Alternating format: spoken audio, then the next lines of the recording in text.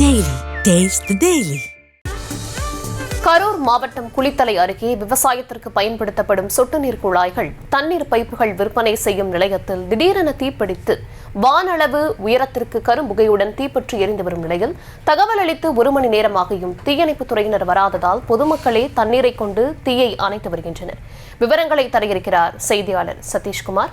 வணக்கம் சதீஷ்குமார், தற்போது தீ எந்த அளவுக்கு அணைக்கப்பட்டிருக்கு? தீயணைப்புத் துறையினர் தற்போது சம்பவ இடத்திற்கு வந்துவிட்டார்களா? விவரங்கள் வழங்கலாம்.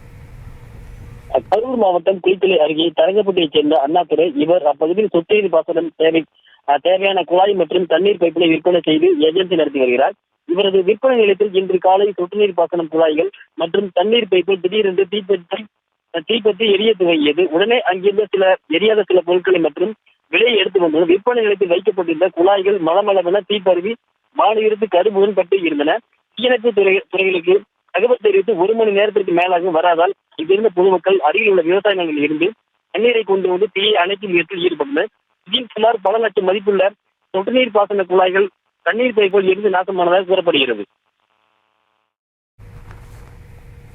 விவரங்களுக்கு நன்றி சதீஷ்.